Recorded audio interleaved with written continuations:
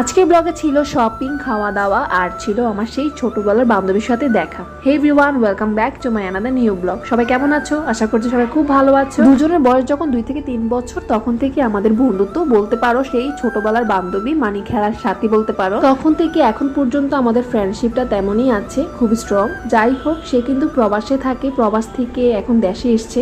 Recently ওর বিয়ে হয়েছে বাংলাদেশে। কিছুদিন পর সে আবার প্রবাসে চলে যাবে, তার জন্য সে এসেছে আমার সাথে দেখা করতে। সে যখন শুনেছে আমি কুমিল্লাতে আছি, তখন সে ছুটে চলে এসছে আমার সাথে দেখা করতে। আমার সাথে দেখা করে বা আমার ওর সাথে দেখা করে আমাদের দুজনেরই খুবই ভালো লাগছে।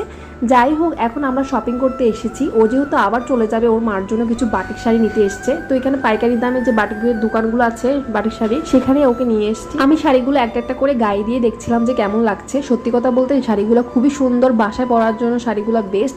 এখানের মধ্যে সিল্কের শাড়িও আছে বাটিকের, তোমরা চাইলে এটাগুলো নিতে পারো। আর সিল্কের যে শাড়িগুলো আছে সেগুলো কিন্তু 1000-1200-র মধ্যে পেয়ে যাবে। আর যে সুতির যে বাটিকগুলা 700 থেকে 800 টাকার মধ্যে পাওয়া যায়। আর এখানে হিউজ কালেকশন বাটিকের, খুবই ভালো লাগছে বাটিকের এই কালেকশনগুলো দেখে। অনেকে কিন্তু বাটিক শাড়ি পরতে বা বাটিক 3 পিস পরতে খুবই পছন্দ করো, তাদের জন্য এই বাটিক কালেকশনের যে দোকানটা খুবই ভালো। তারপর সে অনেক আরও শপিং করেছিল তার বোন আর মায়ের জন্য। তার বোনের জন্য এখানে কিছু কুর্তি দেখছিল জিন্সের সাথে পরার জন্য। তো অনেকগুলোই কুর্তি দেখছিল যে কোনটা ভালো লাগে। শপিং করতে করতে আমরা খুবই টায়ার্ড আর তার সাথে খুবই খিদা লেগেছিল, তাই সোজা চলে গিয়েছি আমরা তিনজনেই খাবার খেতে।